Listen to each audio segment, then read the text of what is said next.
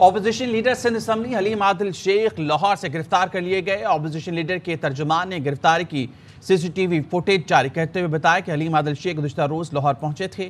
Sindh assembly में opposition leader को रात गए डॉल्फिन पुलिस की मौजूदगी में सादे लिबास एहलकार होटल से लेकर गए। साबिक गवर्नर सिंध इमरान इस्माइल ने अपने बयान में गिरफ्तारी की मजम्मत करते हुए कहा कि हलीम आदिल शेख अपनी जान को लायक खतरा से आगाह कर चुके हैं। एआईवाई न्यूज़ से गुफ्तगू करते हुए पीटीआई के रुकन सिंध असम्बली राजा अजहर का कहना था कि इंपोर्टेड हुकूमत के आते ही जालिमाना कार्रवाइयाँ जारी हैं। कभी एंटी करप्शन और कभी तजावुजात के झूठे और बेबुनियाद इल्ज़ाम लगाकर हिरासा किया जाता है। हलीम आदिल शेख का कसूर यह है कि वो सिंध के मजलूमों की आवाज़ उठाता है। इन्हें कुछ हुआ तो जिम्मेदार पंजाब और सिंध की हुकूमतें होंगी। इनके घर पे कराची के अंदर जो है वो पुलिस ने रेड किया था। समझ नहीं आ रही कि अगर कोई उनके खिलाफ कोई कानूनी कार्रवाई है तो वो एफआईआर ना हमें शो कराते हैं। कभी एंटी करप्शन के इल्जाम लगा देते हैं, कभी एंटी इंक्रोचमेंट के इल्जाम लगा देते हैं।